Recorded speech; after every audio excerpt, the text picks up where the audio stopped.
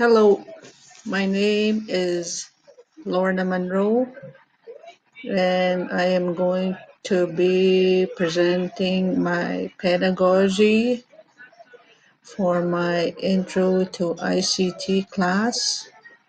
And my presentation will be about theories,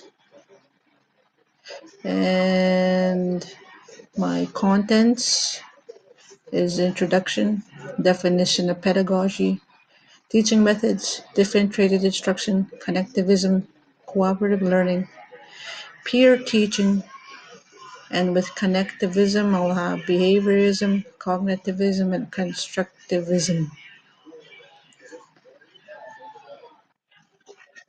My name is, as I mentioned, is Lorna, and I am a first year Penn student at Brandon University, and I'm from Sapotawak Nation, and I'm currently employed with Neil Dennis Kimatz Memorial School as a high school counselor, and I will be presenting my pedagogy. So, what is pedagogy?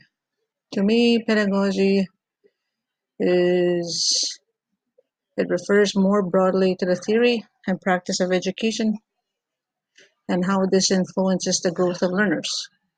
As the skills and knowledge are exchanged in an educational context, and teaching methods, differentiated instruction.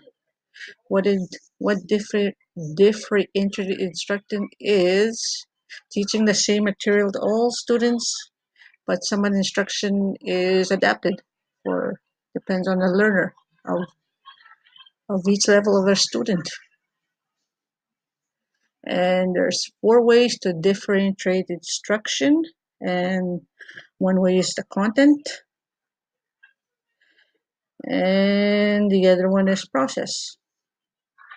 Content is activities for groups of students. You can use the Bloom's taxonomy. And the process and the product, and the third one is product, and the fourth one is learning environment.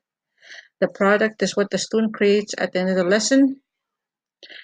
It could be tests, projects, etc.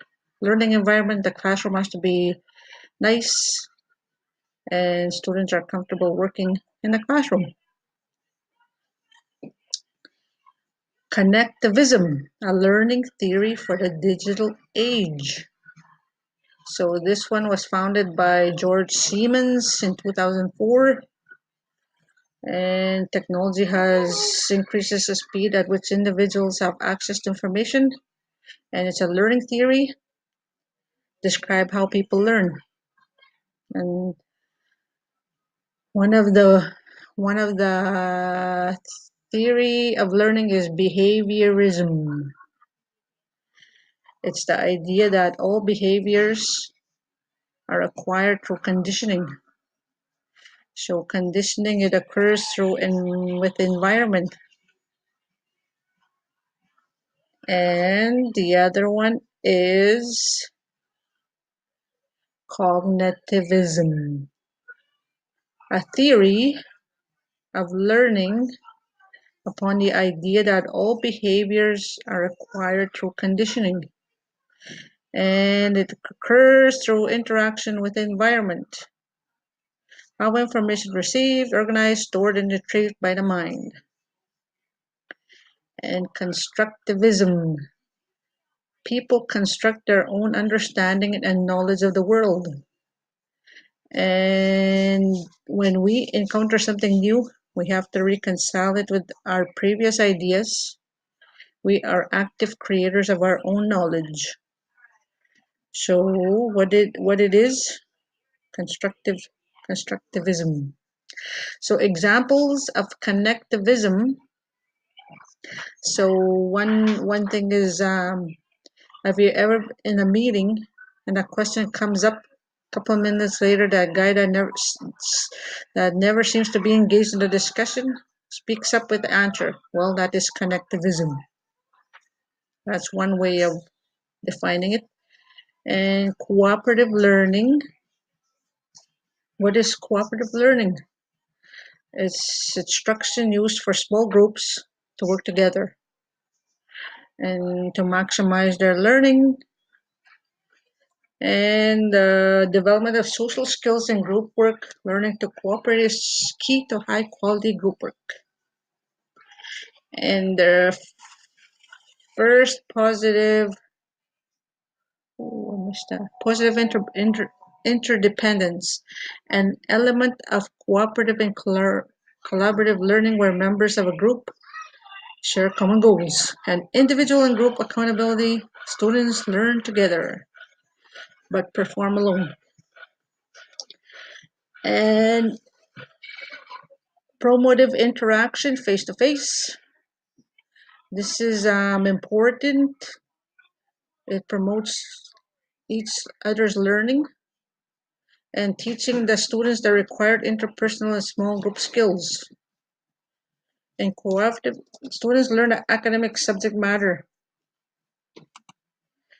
And group processing. After completing their tasks, students analyze how well their group learning groups are functioning and the skills are being employed.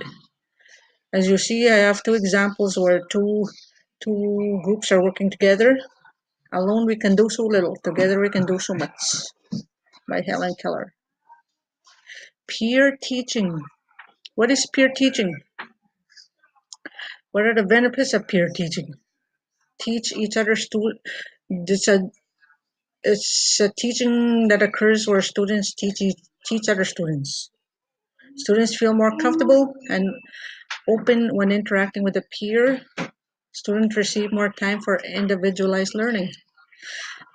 Some tips to pull off peer teaching. You use group strategies, role play and modeling.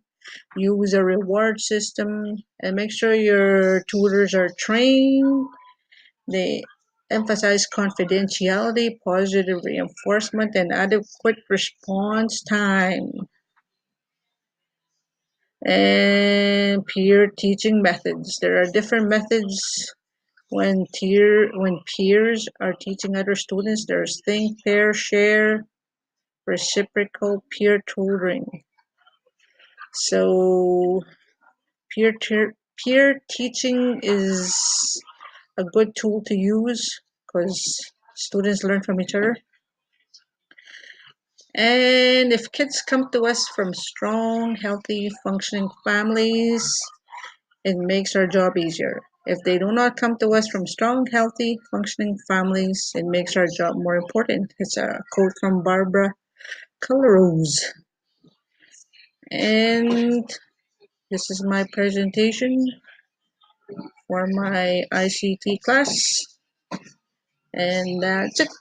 Thank you for listening.